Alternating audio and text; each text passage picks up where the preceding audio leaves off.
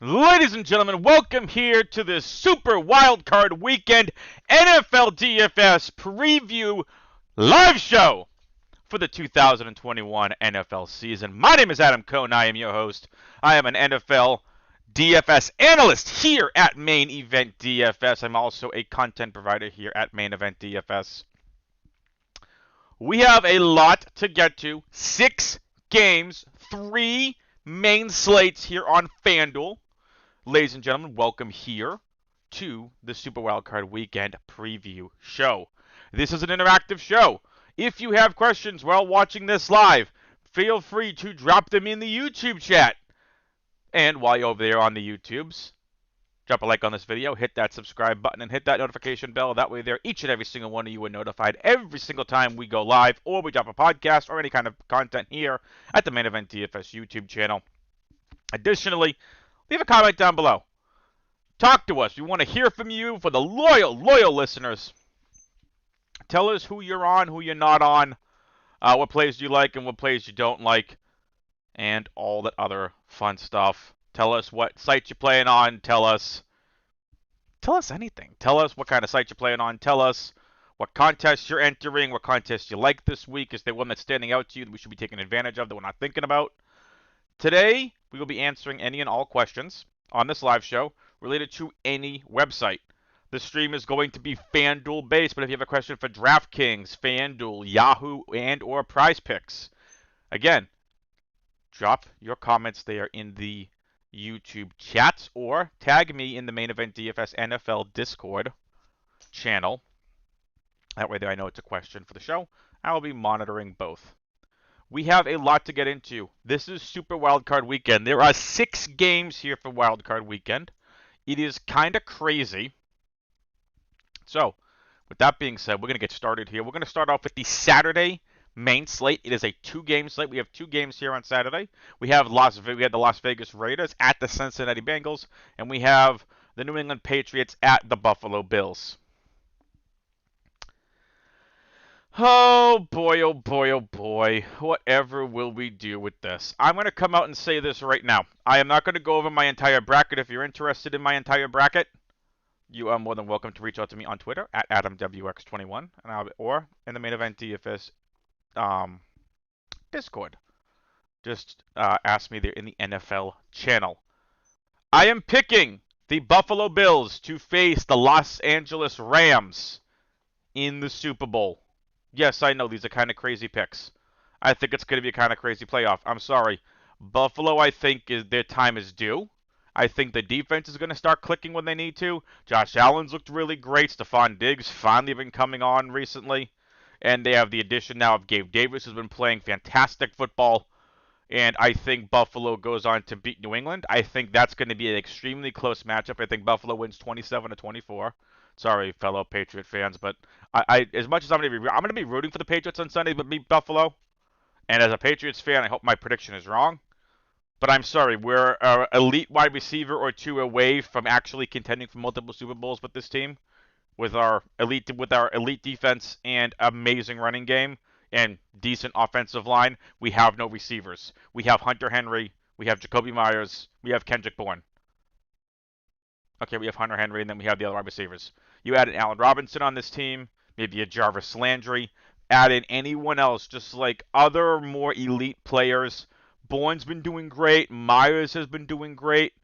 I think Wilkerson, he may get a shot next year. The kid we saw a couple of weeks ago off the practice squad. I'll be rooting for my Patriots on Sunday, but I'm also realistic. I think Buffalo goes on to beat the Patriots. I think they go on to beat Kansas City, and they go on to beat the Titans. And Buffalo is going to get back to their first Super Bowl in many, many years. On the other side, I'm sorry. I'm going to say this with all due respect to Aaron Rodgers. You can take your MVP, enjoy it. You're going to get bounced by the Rams in the divisional round. Sorry. You have Devontae Adams, Alan Lazard, and Marquez Valdez-Scantling. You have a defense that you can throw against. You have a defense that's been a run funnel for the last few years. And you're going to go up against this version of Shoney Michel. Oh, and they get Cam Akers back with the elite defense. All Stafford has to do is not turn the ball over.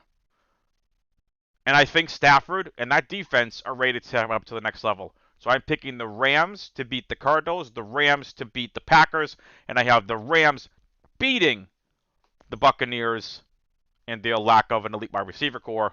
No offense to Mike Evans, but you lost Godwin, you lost Brown. It's Evans and Tyler Johnson and Jalen Darden, who I like Jalen Darden, but you have Cyril Grayson and some of these other players. We don't know how these guys are going to do on the playoff stage. So I have the Rams going to the Super Bowl. And then the Super Bowl, Buffalo versus the Rams, I have the Rams winning and defeating the Buffalo Bills to go on and win the Super Bowl. These are going to be very fun playoffs. I'm very much looking forward to it. Now, let's get into the DFS side of things.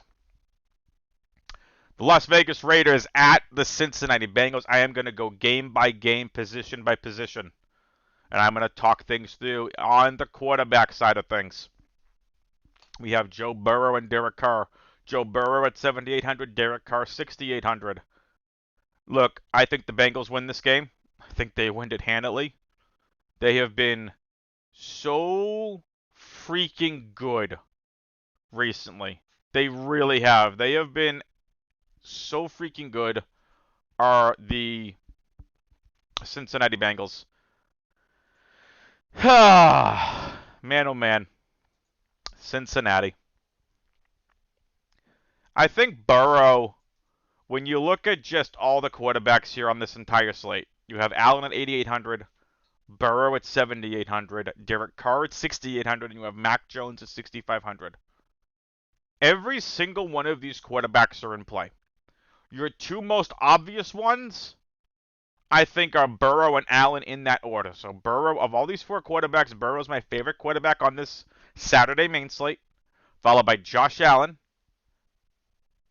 Derek Carr, and Mac Jones. I can make a case for Mac Jones over Derek Carr, but I think New England's going to try to run the ball more. Again, where are the weapons for Mac Jones? So Carr 3, Jones 4. I really like Jones as a GPP option. We'll talk about that in a little bit. Heading back to the game, again, all four quarterbacks in play. Nothing else I really need to say here. So we're going to move right along. We go to the running backs in this game. It's Joe Mixon and Josh Jacobs. That's it. You're focusing on those two. Joe Mixon, $8,500. I love Joe Mixon on this slate. I'm also not going to sleep on Josh Jacobs at $7,200. Cincinnati is not exactly elite against the run. We can take a look here just very, very quickly. And we head over here to our NFL stats. And we go defense versus the running back position. And we go down here. Here are the Raiders. Again, in the bottom half in terms of rushing yards allowed. So, and they've given up 16 touchdowns. No, we're the Bengals. Where'd they go? Bengals don't want to be found on here. Ah, there they are. 13 touchdowns. So I think both, while the Bengals have only given up 1,400 rushing yards versus opposing running backs.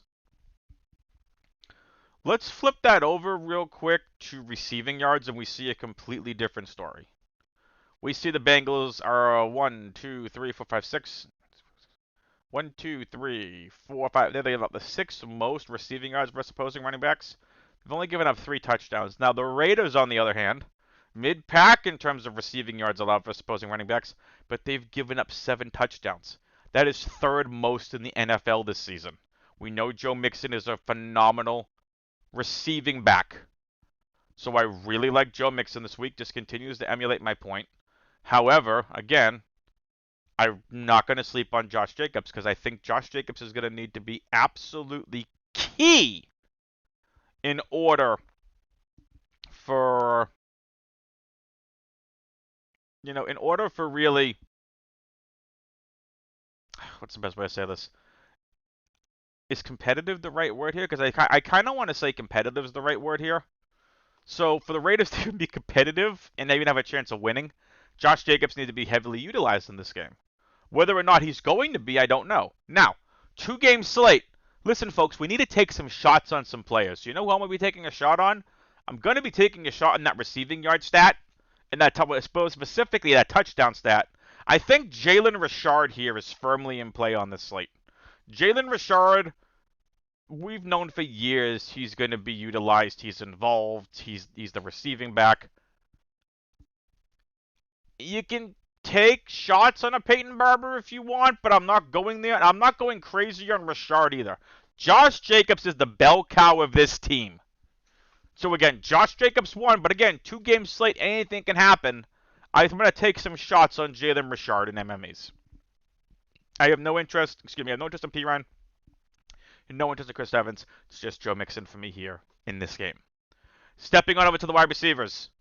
You get the trio of Jamar Chase, T. Higgins, and Tyler Boyd. Jamar Chase, $8,200 for good reason. T. Higgins, $6,900. Tyler Boyd, $6,000. We'll start with the Vegas wide receivers, and then I'll go back to my thoughts on Cincinnati. Hunter Renfrow for the Raiders is $7,300. Zay Jones, $5,300. Bryan Edwards, $5,100. And Deshaun Jackson is $4,900. I have no interest in any other wide receiver on any of these teams.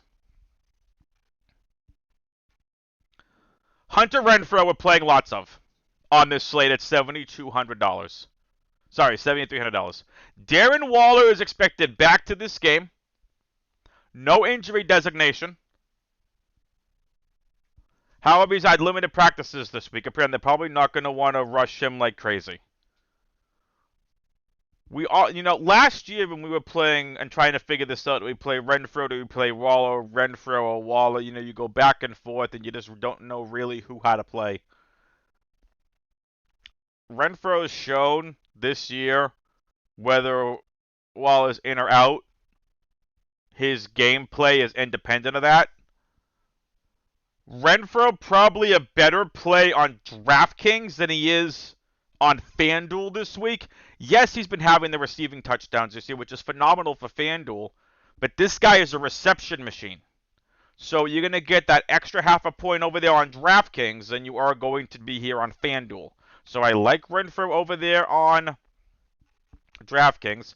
I'm just pulling up over here on my other screen on DraftKings because I got my projections over here. I want to take a look and see what price we have for Renfrow on DraftKings, as I think that's really interesting. So give me 1 second.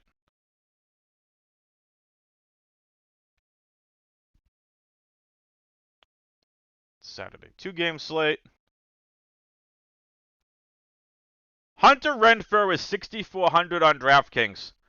Playing lots of him over on DraftKings. So, and then you've got a guy like Zay Jones, for example, at $4,000 over there on DraftKings. I think Zay Jones is the one that takes the hit, along with Bryan Edwards and to some point Deshaun Jackson. So, Zay Jones has been a kid that's been, with Waller out, has been really coming on as of late. His scores don't exactly wow you, but just look at the targets over the last 5 weeks. 7 targets, 9 targets, 8 targets, 10 targets, 8 targets. He's been utilized. Hasn't caught a receiving touchdown in any of those games. Keep that in mind. So I think Zay Jones takes a hit, but I think he's someone you want to have in your player pools this week. All right. So it's Renfrow for me, then Zay Jones. You could take shots on a Bryan Edwards third and a Deshaun Jackson fourth for me. I mean, Jackson is what he is. He's a boom-bust option. He's got 2 receiving touchdowns on the season. For me, he's not more than a boom-bust option. So you can play some Deshaun Jackson if you want. No problem with that. Bryan Edwards, again, boom-bust option. Maybe we'll get you some more points than a Deshaun Jackson. Take your pick. So let's just figure that out from there. Now, with this being said, I think you're going to have all 4 Raiders wide receivers in your player pools if you're MMEing on this slate. If you're going to do single entry, you can go really crazy and play a Zay Jones, a Bryan Edwards, a Deshaun Jackson. I don't know if I'd recommend that in a single entry, but in a large field GPP, you need to take chances on some of these other players. All they need is one player, so they need a touchdown. They're paying off. They'll be low owned, and go from there. So Hunter Renfrow, one for me, Zay Jones second. They're the ones I'd focus on, but again, I think Zay Jones takes a hit with Darren Waller back. Bryan Edwards third and Deshaun Jackson fourth. Again, we know you can pass the ball on Cincinnati, which makes Carr an interesting large field GPP play as pivots off of Burrow and Josh Allen. Jamar Chase, T. Higgins, Tyler Boyd. Let's get into what y'all are really interested in, and that's the Bengals wide receivers. The Bengals wide receivers, I think, I'll tell you this right now. T. Higgins at $6,900 point per dollar, I think is my favorite of the Cincinnati wide receivers. Jamar Chase, we can't deny this kid's been a beast all season. $8,200 is probably a lot to ask for. I think firmly in play, though, if you have the money. I like T. Higgins 1, Chase 2, Boyd 3. And go from there. I have no interest in Boyd, but again, Boyd is not exactly showing a ceiling. He can get there. He can help you get you different. I'd rather find the $900 to pay up for Higgins, but Boyd is a safe play. Like, if you're playing cash and can't get a Higgins or a Chase, I'm fine with Boyd. Tight end on the slate. It's Waller, it's Uzoma. Both should be in your playables. Cincinnati's been terrible versus opposing tight ends all season. The Raiders realistically have been no better. We go over here. We go the defense versus the tight end position. Here are the Bengals. Here are the Raiders. Both have given up over 1,000 receiving yards for opposing tight ends this year. Bengals have got 8 touchdowns. Raiders 10 touchdowns. Both of these tight ends should be in your player pools, and I think Darren Waller is a tight end that I would be heavily targeting. We'll get into a couple of the other tight ends I know you're going to want to hear about in Dawson Knox and Hunter Henry. We'll get into them in a little bit. The defenses in this game. Find a defense that can attack an offense, because I think both of these games are going to each have over 20 points per team, which is going to make defense very difficult. You're probably going to want to target who can get the sacks, who can get the interceptions. I'd say you could take a shot on the Bengals. You could take a shot on the Raiders, because we know Max Crosby can get after the quarterback, and the Raiders are $3,300. They're the cheapest of any of the defenses on the slate. You can punt with the Raiders defense. That's fine. Bills are probably going to be the chalk, followed by the Pats, the Bengals, and the Raiders. I really don't mind the Raiders at $3,300 on this slate. That's going to do it here for the Raiders at the Bengals. Before we go any further, again, for those of you watching live, and if you have any questions for any site this weekend, DraftKings, FanDuel, Yahoo, and or Prize Picks, any of those 4 sites, feel free to ask questions. I am here to help answer them. You can drop them here in the YouTube chat, or you can tag me in the NFL channel in the Main Event DFS Discord. With that being said, let's go over the totals real quick for just all the games, and try keeping these in mind. I'll try revisiting some of them as well. The Raiders at the Bengals, there's a 48.5 over-under, with Cincinnati being favored by 5.5. The Patriots at the Bills is a 44 total. Again, not surprising, 2 really great defenses. The Bills are a 4.5 point favorite. The Eagles at the Bucks is a 45.5 over-under, with the Bucks favored by 8.5. Really no surprise there. The 49ers at the Cowboys is the highest over-under on the entire weekend. It's a 51 over-under, with Dallas favored by 3. Pittsburgh at Kansas City, so the Steelers at the Chiefs is a 46 over-under. This is kind of crazy. The Chiefs are favored by 12.5. And then the Monday night game, probably one of the best games on the entire weekend. It's the Cardinals at the Rams at a 49.5 over-under, with the Rams favored by 4. So again, we're probably going to be targeting Vegas at Cincy with the offensive weapons here. Maybe some more of the defenses on the Patriots-Buffalo game. I'm telling you, I don't mind the Raiders defense here. especially if they can get a couple of sacks and maybe a pick off Joe Burrow, making his playoff debut. Let's switch things over now, ladies and gentlemen. Let's head on over to New England at Buffalo. Again, this game has a 44 over-under, with the Bills favored by 4.5 points. Let's get to the quarterbacks in this game. I talked about this earlier in the live stream. All 4 quarterbacks on this slate are firmly in play. It's a 2-game slate. I think Mac Jones is a great large field GPP play. Josh Allen's going to be one of the most popular quarterbacks on the entire slate. Josh Allen is 8,800 and Mac Jones is 6,500. I think Mac Jones could have a nice day. I think he has I don't know what his ceiling is, but I think he's interesting for large field GPPs. I wouldn't go crazy. Now, Josh Allen, on the other hand, I think as a safe quarterback, I think Burrow's slightly higher ceiling. So both quarterbacks, though, firmly in play. Okay, the running backs. Damien Harris is questionable with a hamstring injury. This is a hamstring injury that he retweaked in the game versus the Jaguars. He's been practicing limited this week, according to Mike Reese of ESPN.com.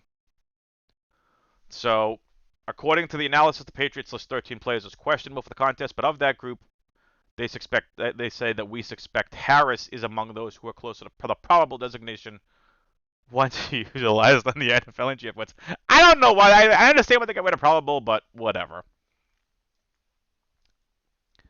Keep in mind that even though this analysis says that he's probably closer to probable, if he's not, the pivot to Ramondre Stevenson is so cheap. You could say if you were playing a cheaper Bills wide receiver or a cheaper tight end, you can upgrade elsewhere.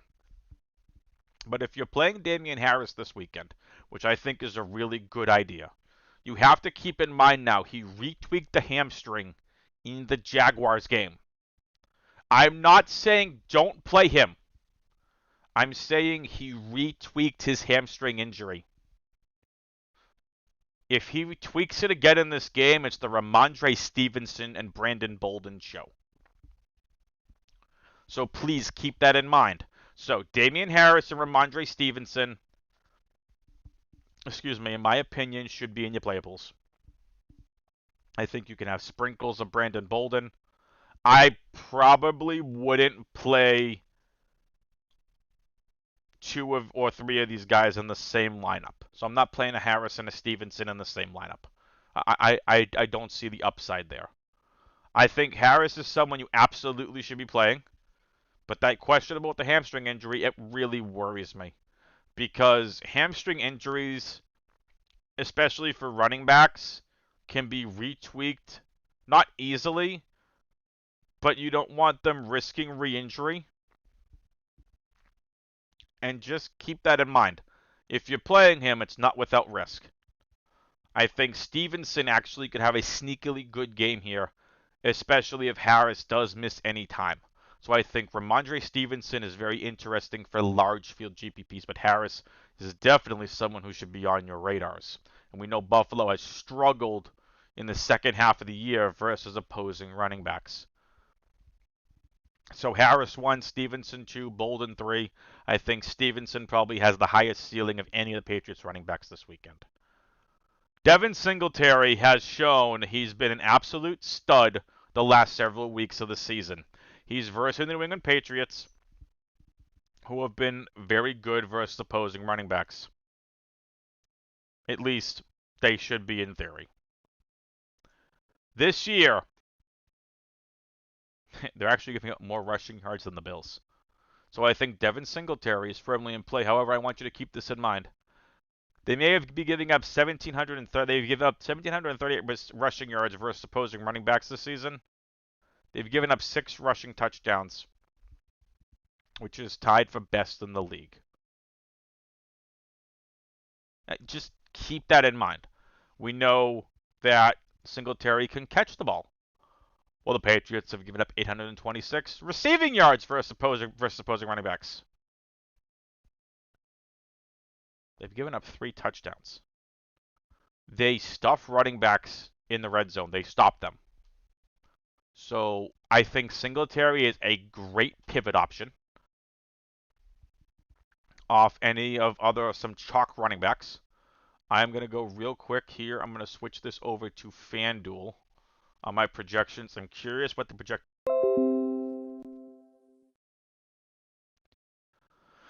All right, chat, can you hear me okay? Chat, can you hear me okay? It looks like my OBS studio accidentally disconnected. Can you hear me okay, chat? Let me know in the YouTube chat or in the Main Event DFS Discord if you can, in fact, hear me. For that matter, is the stream even still going? It looks like it's still going. So I'm just going to do this. I'm going to do that. It looks like my OBS. Okay, it looks like we're still live. So that's good. Cool. All right, here we go. So now I got my projected ownership up, chat. Let's go over here, games, go to the Saturday games. And if I take a look here,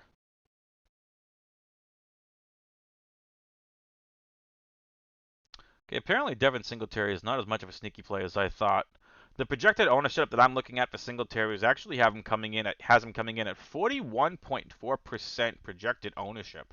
I think that's actually rather interesting. Damien Harris is coming in actually at 21.9%. I think that ownership is taking into account that injury risk history. But this is where I love seeing the low ownership. Ramondre Stevenson projected at 6.3% ownership. Again, I will not say who the projected ownership is by, just the one I'm looking at, but I find that really interesting. So, again, Patriots running backs are interesting, but I think Devin Singletary definitely he's going to be lower owned than Mixon and Jacobs. I think it's an interesting pivot off any of those two if you're trying to get different. I have no interest in Zach Moss or Matt Breida or J.J. Taylor. Moving on to the wide receivers. Or any other running back for that matter. Here we go. Chat, again, let me know if you can hear me. It looks like we are still live. Please let me know if you can hear me in the YouTube chat. I am proceeding on here now to the wide receivers in this game. Let's start with the visiting New England Patriots. Jacoby Myers, questionable with a thigh injury. He's $5,900. Kendrick Bourne is $5,600. Nelson Agholor is $5,000. And Christian Wilkerson. This is interesting again, folks. Excellent. Thank you, Mark, in the YouTube chat. Appreciate that. This is interesting, and this is why we do research chat.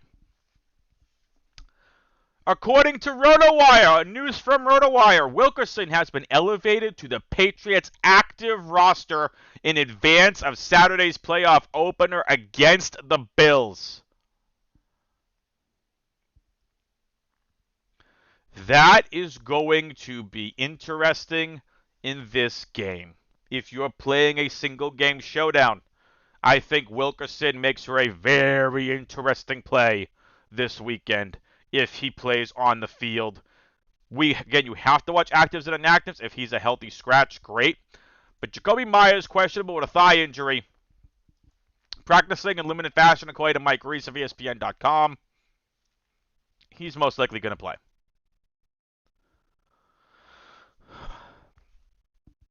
So, yep. So, with no reported setbacks, we suspect that his listed practice limitations this week were maintenance related. Not surprising again. Everyone right now just trying to get as healthy as they can for their playoff runs. All right. I think Jacoby Myers, if he plays, is probably their best option. Now, with that being said, I think Kendrick Bourne and Nelson Agholor are really interesting plays. But call it recency bias if you want. I think Christian Wilkerson is my favorite of the Patriots wide receivers after Jacoby Myers, just because of his upside. Wilkerson has absolutely no floor, but Wilkerson has a ton of upside. If Wilkerson does what he did against the Jags, I mean, 8 targets, 4 receptions, 42 yards, and 2 touchdowns. If he does that against the Bills, I'm not saying he will, but if he does that against the Bills, Wilkerson's going to be in the winning lineup, in my opinion. So let's just keep that in mind. Wilkerson, I think, is really interesting. Dynasty leagues. I know the fantasy football has said this, but I think Wilkerson is a speculative add for your dynasty rosters. I think N'Keal Harry might end up being a healthy scratch again with Wilkerson being elevated to the active roster. I'm not playing N'Keal Harry. So I'd go Myers 1, Wilkerson 2 based on upside, but Bourne for 3 based on safety.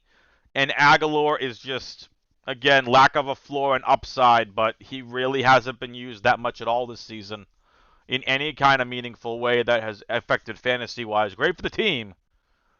But, you know, last several weeks, 3 targets, 1 target, 6 targets, 3 targets when he's been out there. You know, probably the lowest the Patriots are receivers for me. But again, all you need is one play to go off. If Aguilar goes off and, you know, you have to play them because it's a 2-game slate here on Saturday. So just keep that in mind, please. All 4 the Patriots wide receivers should be in your player pools. I'm probably going to be the highest on Jacoby Myers, Kendrick Bourne, and Wilkerson over Aguilar. But again, I'm going to be playing large field GVPs, and I want first place. Okay? Here on FanDuel, $200,000 to first place. If Wilkerson goes off, I want the $200K. Plain and simple. I want that $200K. It's all about the upside here on a 2-game slate. So, for the Buffalo wide receivers, you know who you're playing. You're playing Stephon Diggs, you're playing Cole Beasley, you're playing Emmanuel Sanders. Actually, hang on. You're playing Stephon Diggs. That's obvious. Probably going to be shadowed by J.C. Jackson. Cole Beasley, great for cash games. We know he gets his. Over the last several weeks, though, really hasn't seen that much in terms of fantasy production. Cole Beasley, probably a better play on FanDuel again. Full point per reception in terms of half a point. So, I will. I mean, he's only had 1 receiving touchdown this season. That's kind of crazy for Beasley. What has he done in terms of receiving yards? Okay, 693. I know he missed some games as well. He was put on the COVID list for a little bit there. Oh boy, oh boy, oh boy.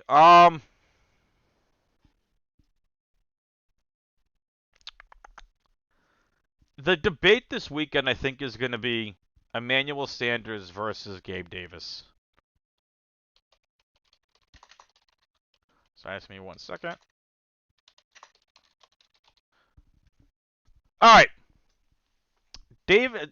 Sanders should have the starting job back. Should. I don't think he will. Sanders just practiced in full all week. I prefer Gabe Davis. Gabe Davis has shown the job should be his. Now, 14 targets last week against the Jets with only 3 receptions for 39 yards. That's fluky. So I would prefer in this order. Stephon Diggs, Gabe Davis, Cole Beasley, Emmanuel Sanders. Actually, Beasley, again, is safe. Diggs, Davis. You have Beasley, Sanders. If you want upside, Diggs, Davis, Sanders, Beasley. But I think Diggs, Davis, Beasley, Sanders is the way I would go with these wide receivers. Moving on to the tight ends. And just pricing as well if you're listening and you can't watch at the same time. So we have Diggs is $8,000, Beasley's $5,500, Emmanuel Sanders $5,400, Gabe Davis $5,200. Oh, by the way, Christian Wilkerson's $4,700 here on FanDuel. Moving on real quickly from wide receiver to tight end here in this game. Dawson Knox $6,000, Hunter Henry $5,900, Jonnu Smith $4,500. I said I'd talk about the tight ends, the other ones I like. If you're not playing Darren Waller, I think you play Dawson Knox. Dawson Knox has showed he's been an absolute red zone beast this season, and quite frankly, last season too. Hunter Henry has shown he's one of Mac Jones' favorite targets. In my opinion, Waller 1, Knox 2 with more upside than Waller in my opinion, Hunter Henry 3. I don't know if I take chances on Jonnu Smith, but again, if you're mass multi-entering, I think he has to be. I think he should be in your player pools to differentiate from your Hunter Henry lineups as well. I wouldn't go crazy on Jonnu Smith. Really hasn't done much this year for fantasy-wise. Great for the Patriots, not that good fantasy-wise. So with that being said, I'd much rather Hunter Henry, who's been much better fantasy-wise, more targeted by Mac Jones. I'd rather play and take chances on Hunter Henry. If I had to pick Patriots receivers, Myers 1 and Henry 2. You could argue Henry 1, Myers 2. So, Hunter Henry I think is a great play, but I think Knox has got great upside on this slate. Again, the defenses in this game, Bills and Patriots, are both firmly in play. I'm going to go over after every single one of these main slates, core value, GPP, and favorite stacks. Because this is a 2-game slate, I will tell you right now, my favorite stack overall for this, my core play on this slate, for this one specifically, is Joe Mixon. I love Joe Mixon on this slate. I think he's a great, great play. Value, we've talked about it. Christian Wilkerson. The 3 Buffalo wide receivers are value. I think Zay Jones is a value. GPP plays, I think it's going to be T. Higgins and Jamar Chase and Stephon Diggs. Damien Harris, also a GPP play. My favorite stack on the slate is probably Burrow, Mixon, and one of the Cincinnati wide receivers. Probably T. Higgins. If you want more upside, it's Jamar Chase. If you're looking for safety in a cash game, you can go Tyler Boyd, but I prefer either a Higgins or a Chase. I really want to play Higgins based on price, but if I'm saying stack overall, it's Burrow, Mixon, Chase. Because I think Chase just has a higher ceiling than Higgins does. And in Burrow's first playoff game, he's probably going to go look to his safety blanket. And this season, it's been Chase. So, in this season, it's been Jamar Chase. Let's try that again. This season, Joe Burrow's safety blanket has been Jamar Chase. So with that being said, that's going to do it here for the Saturday main slate. As I quickly have a drink of water before we get on to the Sunday main slate.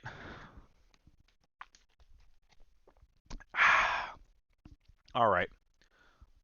Moving on to the Sunday main slate. Another $200,000 the first up for grabs here on FanDuel. The Eagles at Tampa Bay, the 49ers at the Cowboys, and the Steelers are at the Chiefs. We start off with Philly at Tampa Bay. This game coming in at a 45.5 over-under with Tampa Bay favored by 8.5. We take a look real quick. Brady, firmly in play. Jalen Hurts, firmly in play. No analysis needed. You should be playing both of these quarterbacks, and both should be in your Sunday player pools. Excuse me. We need to talk about the running backs here, and the biggest question mark for this slate, luckily we're going to have this information first.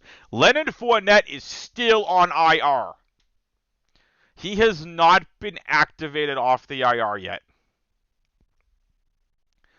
Leonard Fournette is listed as a game-time decision for the Bucs.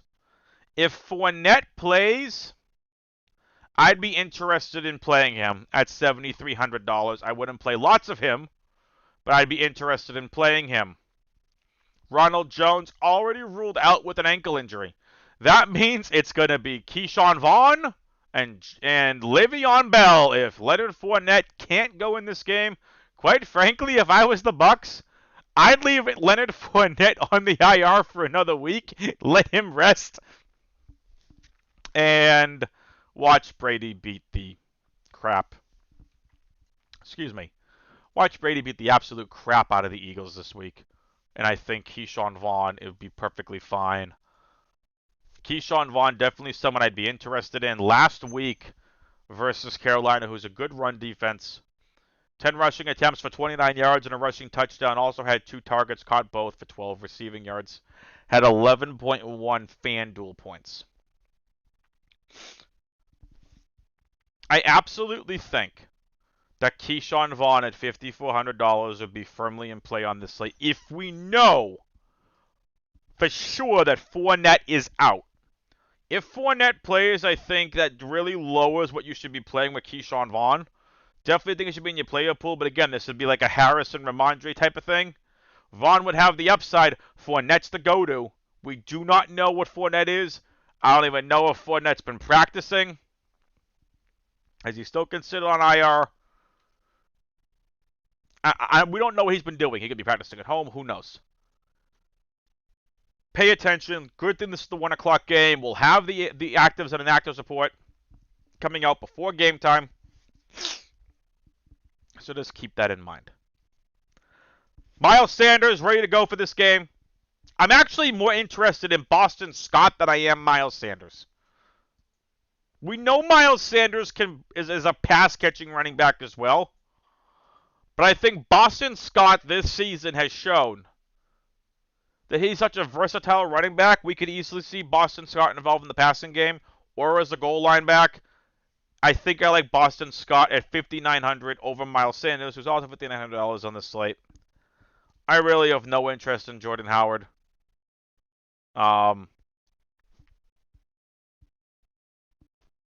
So we know Sanders is the lead dog.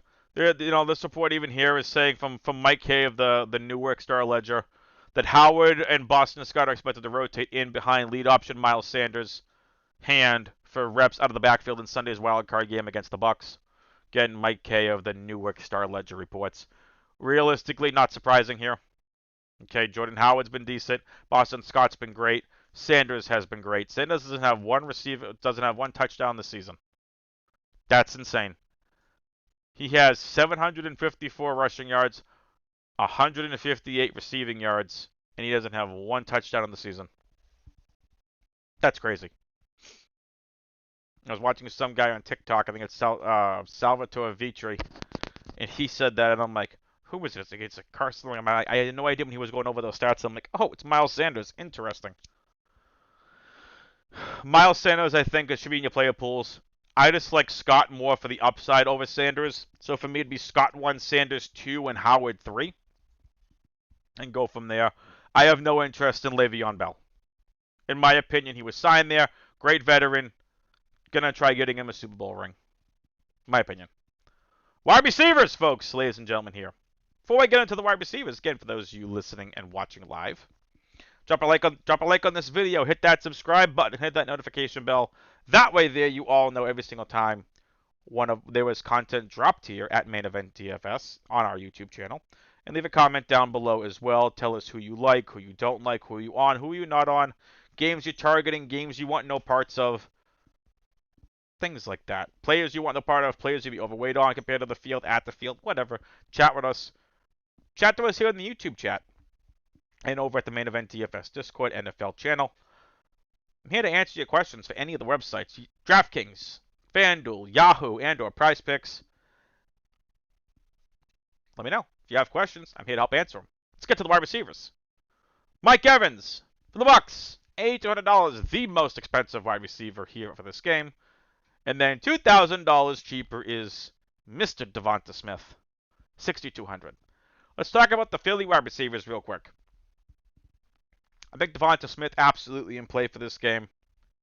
The next highest priced wide receiver is actually Quez Watkins, who I really like in this game too. I think it's interesting if you're stacking Philly. If you're going Jalen Hurts, Goddard, and maybe like a Boston Scott or like one of these wide receivers, I like Quez Watkins, but I think that in this game, Devonta Smith has an upside. I don't think this is going to be a cakewalk as many people expect this to be, or could expect this to be. So I think Philly keeps it competitive, maybe a little bit more competitive than Pittsburgh is going to keep it competitive with Kansas City.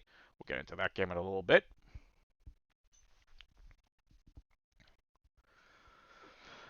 I'd go Devonta Smith 1, Quez Watkins 2. I have no interest in Jalen Reagor or Greg Ward, though again, both of those wide receivers you're more than welcome to add to your player pools. Deon Cain hasn't seen any action, which is a shame. Good wide receiver. Still on the Philly practice squad. Greg Ward we saw was a good wide receiver last year. Greg Ward should get some playing time here in this game. But, I mean, Rager has done crazy nothing. So I think for me, it's Devonta Smith 1, Quez Watkins 2nd. I wouldn't say a distant second, but I think there is a gap between the two. I have no interest in Rager. I'd play Ward over Rager, in my opinion. But if you want to play Rager as well, that's fine. I just rank him 4th among those wide receivers. Bucs wide receivers. Mike Evans, you're playing. Relentless to be said here. Mike Evans, 8th season in the NFL. All 8 seasons, he has over 1,000 receiving yards. Dude is an absolute stud who does not get enough respect, and not so much enough respect. He doesn't get talked about enough. He gets respect. He doesn't get talked about enough. So, Mike Evans absolutely in play on the slate. Cyril Grayson is ruled out with a hamstring injury. That leaves Scotty Miller, Brashard Perryman, Tyler Johnson, and Jalen Darden. I wonder if Brady's looking at this roster going, what is this, New England? I have one great wide receiver and a bunch of other people. So, I think for me, it's Brashard Perryman 2.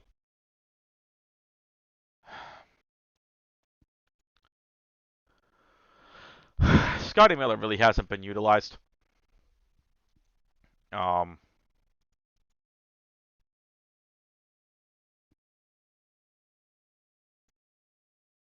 Tyler Johnson hasn't been what people thought he would be.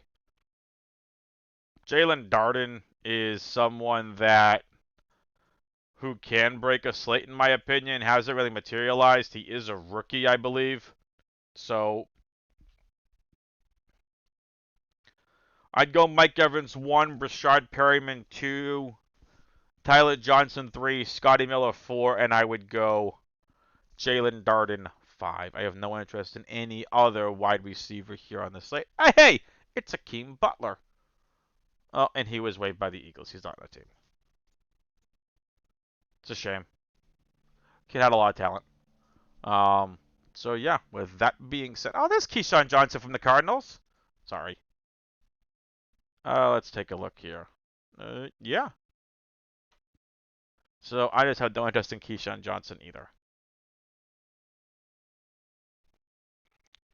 All right, here we go. Tight ends.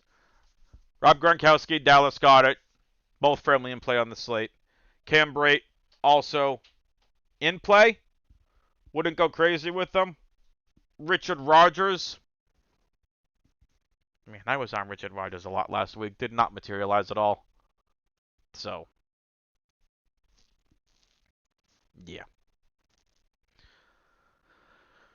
You could play Richard Rodgers if you want, but I think Jack Stoll, is the one that has been utilized second, but really hasn't done much of anything. I think you're just kind of focusing on Dallas Goedert, but I wouldn't mind going 5 to 10% Richard Rodgers in a non-Dallas Goedert lineup, just to get different. But I think there's definitely other options here on the slate. You may not need to get down to Richard Rodgers. I'll go over defenses as a whole since we have 6 later. That's it for that game. Again, if you have questions, put them in chat. I am moving on here, ladies and gentlemen. Moving on to the San Francisco 49ers at the Dallas Cowboys. This game is the 4:30 game on Sunday. This game is the highest over-under on the entire slate right now. I'm not going to go there. Refresh the page. This game is currently the highest over-under in the entire slate right now. It's sitting at a 51 over-under with Dallas favored by 3. Let's go, chat. Here we go.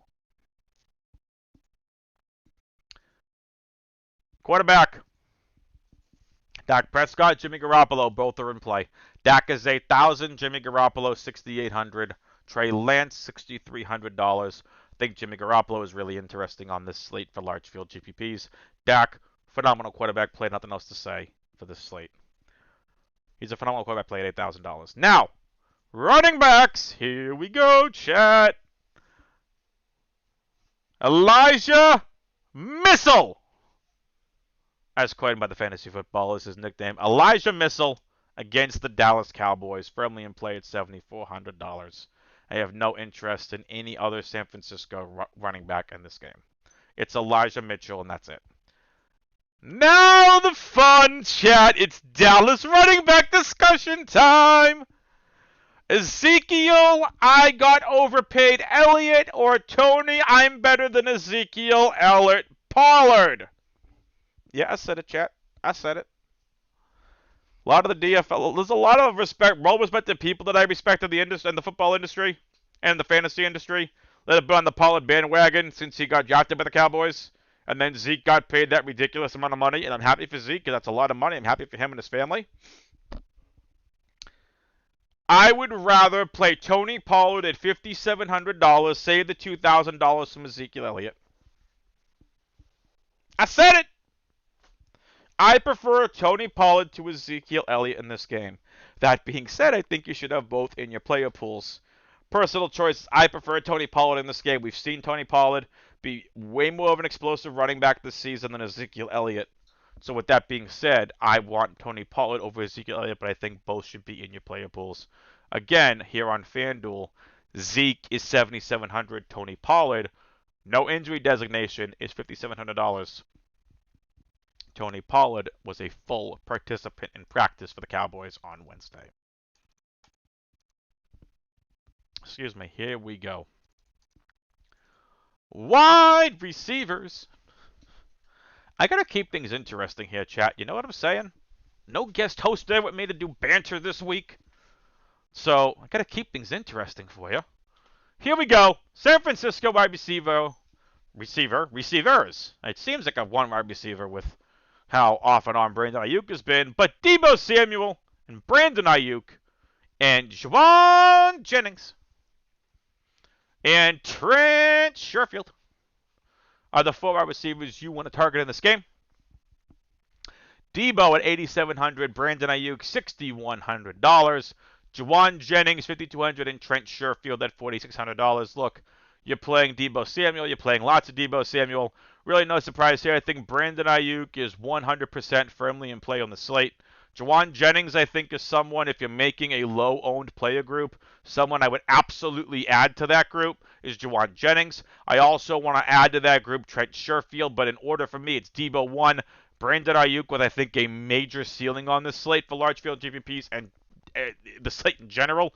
Juwan Jennings third, I think, is interesting. Trent Sherfield, maybe a little slightly higher ceiling than Juwan Jennings, but Juwan Jennings has been more involved recently than Trent Sherfield. We take a look at Juwan Jennings' production. I'll just go over your last 4 weeks. 6 targets, 5 targets, 2 targets against Houston. It was Houston. And 7 targets. He's being targeted by Jimmy Garoppolo. In those games, however, hasn't really done as much. 6 targets, 3 receptions of 28 yards and a touchdown. 5 targets, 2 receptions, 19 yards. The Trey Lance game, which was the Houston game, he caught both of his targets for 25 yards. Last week against the Rams, 7 targets, 6 receptions, 94 yards, and 2 touchdowns. I absolutely think Juwan Jennings is 100% firmly in play here on the slate. Trent Sherfield, someone we've seen utilized by this team in the past, but not as much as anyone would like. But I think he's interesting. Again, 3-game slate. We have to get different with our lineups here somewhere. Oh, we don't want to go tight ends yet. Dallas. Oh, Dallas. Dallas, Mr. CeeDee Lamb. What the F could have been with him this season? CeeDee Lamb, Amari Cooper, Cedric Wilson. All 3 wide receivers are in play. Mix and match those Dallas wide receivers. All of them are in play. They're all about the same level. I have no interest in any of the Dallas wide receiver. No Noah Brown. No Malik Turner. None. I have no interest in any of the rest of them. What we're doing is we're focusing on CeeDee Lamb, Cooper, and Wilson. Cooper 1, Lamb 2, Wilson 3 for me. But I can also see Lamb 1, but I think Cooper 1, Lamb 2, and Cedric Wilson 3. Go on to the tight ends. It's George Kittle and Dalton Schultz and Blake Jarwin. Kittle and Schultz, both great plays. Both should be in your player pools. You want to take shots on Blake Jarwin, I'm fine with that. But I wouldn't go crazy on any Blake Jarwin exposure. Yeah. I don't have a preference on Kittle or Schultz. Both the great plays. Kittle obviously a little bit more than Schultz in terms of talent overall, and in terms of explosivity and upside for Kittle. But I think Schultz will absolutely be utilized as well. We are doing a chat. We're going on to the third and final game. It's Sunday Night Football. Patrick Mahomes and Ben. I get to play one more game in my NFL career. Roethlisberger. I'm very happy for him. Maybe he ends up coming back and finds and plays for another team next season. He's had a Hall of Fame career. He's going to be in the Hall of Fame. He's a first ballot Hall of Famer. I don't know if you can play Ben Roethlisberger on this slate, but I'm really interested in Steelers stacks for large field GPPs. I'll get to wide in a little bit. But if you want a large field GPP stack for this slate, Roethlisberger plus Harris plus Deontay Johnson. If you don't want to play Najee Harris, it's Roethlisberger.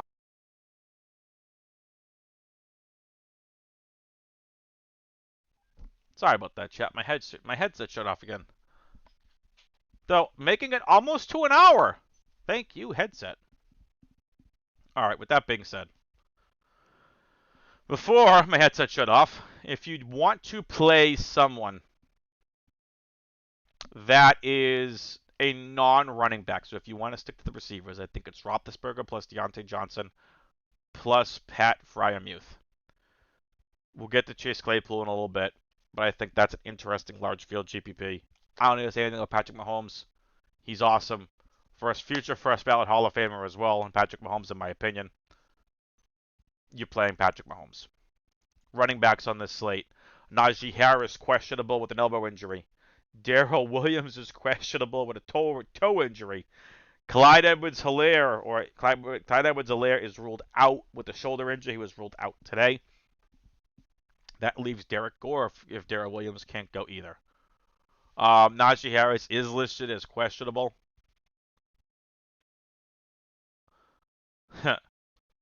So this is interesting. Harris's wildcard status appears in limbo after Pittsburgh's rookie running back followed consecutive missed practices with a full session on Friday. Expect Benny Snell to see more touches if Harris is limited or inactive. Okay, whatever. I think that makes things really interesting on this slate if Harris doesn't go. I think Harris plays. I think he'll play through it. I think if Big Ben is going to retire, I think that he's going to want to play. Daryl Williams, questionable with the toe injury. Williams was able to practice in limited fashion all week, and despite the official questionable designation, the running back appears to be trending toward being in uniform this weekend, according to Adam Teicher of ESPN.com. I love that I put the news and stuff here with these player cards. So, Daryl Williams firmly in play and is going to be most likely very highly owned here on this slate if, in fact, Daryl Williams is active. We have to keep an eye out. He could be a surprise inactive, so we have to keep an eye out for that.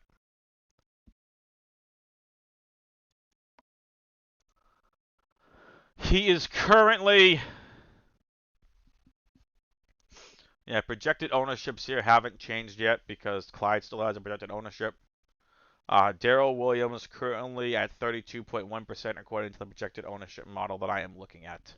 So I think he is very interesting here on the slate. So Derek Gore, I think, is interesting for low-owned players this week, chat. I'd play Derek Gore with Jerick McKinnon. I know Jerick McKinnon got the touchdown last week. That's nice. Derek Gore has been involved in this with this team. So I think Derek Gore is interesting, but I would focus on Daryl Williams, followed by Gore, and then McKinnon. But you can easily make the argument for McKinnon and Gore. Again, I need to see projected ownerships and projections update. once once everything updates here in my projections, the projections I'm looking at. Again, if Najee's out, it's Benny Snell and Kalen Ballage that you will want to play. I think Ballage has more upside than Snell does. But Snell would be the main beneficiary, but I'd probably play it's Snell and Ballage. It's Snell and Ballage in my opinion. I think Ballage is someone that's really interesting, but Snell would be the beneficiary if Harris was to miss time. Wide receivers. Here we go, chat. I appreciate you all staying tuned this long for all these main slates. Whew! All right. Tyreek Hill is $8,000, and Tyreek Hill would also want you to like this video, hit that subscribe button, hit that notification bell. That way, you all know every single time there's content posted here at the Main Event DFS YouTube channel. You all, Tyreek Hill would also want you leave a comment down below and chat with us in the YouTube chats. Tell us who you like, who you don't like, what plays you're on, what plays you're not on, what games you like, what games you don't like, all the fun stuff, yada, yada, yada. Tyreek Hill is $8,000. We're playing Tyreek Hill on this slate against the Pittsburgh defense. Miko, I'm just going to skip it with Tyreek Hill real quick. We'll get to the Pittsburgh wide receivers. Deontay Johnson, $7,200. Core play for me on this slate. Yeah, I said it! Deontay's a core play. Pittsburgh is most likely going to be playing from behind. Deontay has been involved all season in this offense. Deontay, all I do is put up double-digit fantasy point performances, Johnson. I think Deontay Johnson is going to put up numbers here in this game. He very frequently sees double-digit targets. He has seen double-digit targets in every game except for 4 games this season. That's crazy. So Deontay Johnson is a core play for me on the slate. Chase Claypool is someone that is a large field GPP play and is a upside play in my opinion. Really hasn't panned out. Oh, Juju Smith-Schuster was back at practice. Oh, and is trending towards playing on Sunday. Juju eating the Claypool's usage, in my opinion. So, that's according to Ian Rappaport of the NFL Network. You can see it right there on your screen. Smith-Schuster's shoulder had no issues in his return to practice Thursday and is, quote, trending towards playing and, quote, Sunday at Kansas City. Ian Rappaport of NFL Network reports. Welcome back, Juju. Oh, Juju's only $4,500. Can you say Juju Chalk Week? Let's take a look at projected ownerships for the Juju. For Mr. Schuster, for the Schuster over here. Juju is...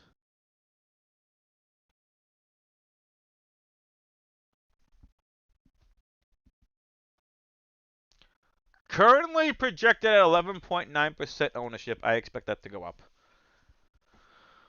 Especially if we know in advance that he is going to be active. I expect that to go up. I don't expect him to get a lot of volume, but I expect that ownership to go up on Juju, which could make Chase Claypool more enticing. But again, Chase Claypool, I don't know what the floor is on him. I don't think it's high, but I think he definitely has a ceiling, so Claypool is firmly in play as well. So Deontay 1, Claypool 2, Juju 3. But if we know Juju's going to be a full go but not limited, I'd go Deontay 1, Juju 2, Claypool 3. I think Juju could be safer, and in a game where Pittsburgh is going to want to slow the game down and keep Patrick Mahomes off the field, Juju could be used. We know Juju is a slot wide receiver for this team. All right, Kansas City, you're playing Tyreek Hill. Byron Pringle second, Mecole Hardman third, Demarcus Robinson fourth. Tyreek is 8,000, Mecole Hardman's 5,700. Excuse me, Byron Pringle 5,400, and Demarcus Robinson is 5,000. With Juju back, I think Ray McLeod is out of play, as well as James Washington, and I have no interest in Josh Gordon. Really has not been utilized at all this season. Just he's hanging out with the team. Hopefully we can get hopefully the Chiefs can get Mr. Josh Gordon. Hopefully the Chiefs can get Mr. Josh Gordon a Super Bowl ring. Hopefully the Chiefs can get Josh Gordon a Super Bowl ring this season. Okay, that is it for that. Let's head on over to the tight ends in this game. Again, Hill 1, Pringle 2, Hardman 3, Robinson 4. In my opinion, tight ends on this slate, Kelsey and Fryermuth both firmly in play. Nothing else really to discuss here. Let's head over to the defenses on this slate. Chiefs are at 4,800. Bucks are at 4,200. Cowboys 41. The Niners 37. The Eagles 33. And the Steelers 3,100. Look, I think the Bucks are going to be uber chalk on this slate for defense. From early looking at defenses, the Bucks are the highest owned, followed by the Chiefs and the Cowboys. I think that's right. I think you're just trying to fit the Bucks in on the slate. I think, yeah, I think you're trying to fit the Bucks 1, the Chiefs 2, and the Cowboys 3. If I had to pick a fourth defense that I liked after that, it's probably the Niners on the road, but I like the 3 home defenses here. I have no interest really in the Eagles or the Steelers on this slate. And that's going to do it for the Sunday slate, ladies and gentlemen. We head on over here. It's showdown time! Another $200,000 to first place tournament here. It's the Monday Night Football game, the barn burner. Oh, it's barn burner. This is going to be a phenomenal game here between the Arizona Cardinals at the Los Angeles Rams. This game is currently sitting at a 49.5 over-under with the Rams favored by 4 in this game. Let me refresh that real quick. Yep, hasn't changed. This game sitting at a 49.5 over-under with the Rams favored by 4. Let's get into it, and I'm just gonna go over again position by position, kind of, sorta. But we're just gonna go over these price tags here on FanDuel. Kyler Murray 17,000. Cooper Kupp Fantasy MVP 16,000. Stafford's at 15,500. Connor, questionable with the rib injury. I expect him to play, $13,000. Sony Michel, $12,000. I still expect him to be the lead running back. Chase Edmonds is questionable with the rib injury. He's $11,000. I still prefer Connor to Edmonds. Is Edmonds even going to play? He's a limited participant.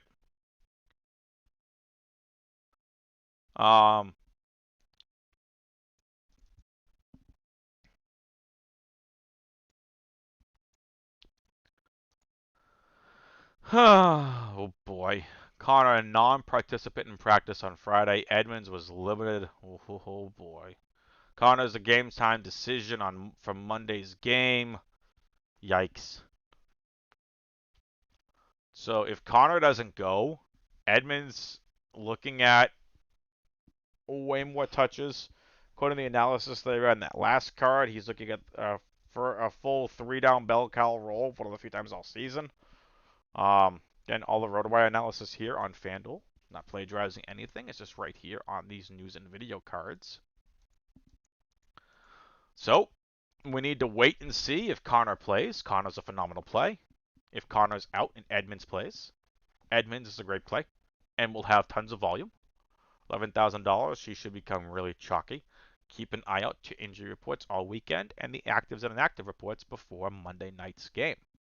Christian Kirk is 11,000. He's in play. I have not said anyone that isn't in play yet. So Kyler, Kupp, Stafford, Connor, Michelle, Edmonds, Kirk, all firmly in play. Beckham, 10,500 is in play.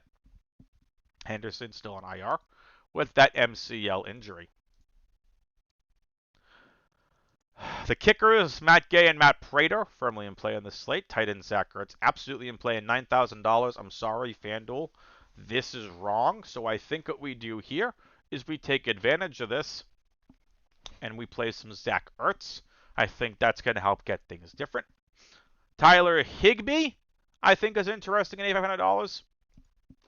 Van Jefferson currently limited with a shoulder injury. So we're going to take a look at that. If he plays, I like Van Jefferson a lot. AJ Green, I'm not so much interested in on this slate at $8,000. Cam Akers at $7,500. We need to understand what his workload is going to be. I'm happy he's back, but this is still the Sony Michel show, but I would not mind taking chances on a Cam Akers. Antoine Wesley here is in play for me on this slate because it is a showdown slate. We need to get different. Rondell Moore is still questionable with that ankle injury, but listed as a limited participant in Friday's practice. Darren Urban of the Cardinals official site reports. So if Rondell Moore plays, he's in play. Benjamin would see workload if either Connor or Edmonds were out. If they're both out, it's the Benjamin show. Wide receiver Greg Dortch is $6,000. I don't know if he'll play. Ben Skrowanek, we're not playing at $6,000. If you want to take chances on Skrowanek, that's fine. But I have no interest on Skrowanek this week. If Jefferson sits, then fine, I have some interest in Skrowanek. That's fine. Who else can we take advantage of? No Kendall Blanton, no Bryson Hopkins. Tavin Feaster would probably see some run. I don't know. So we're signed to the practice squad. This game's going to be tough because a lot of the guys we're going to pay for are highly owned. And the names everyone knows. So we got to see who's active and inactive. We got to see if Feaster is going to play. If any of the other ones. Again, it's if Connor and Edmonds have to both sit for us to try taking that into account. Demetrius Harris is a no. There's no one that's sticking out here, folks. No, that's it. So I think our cutoff point here might be Ben Skrowanek at 6,000. So we got to figure out how to get unique with these lineups.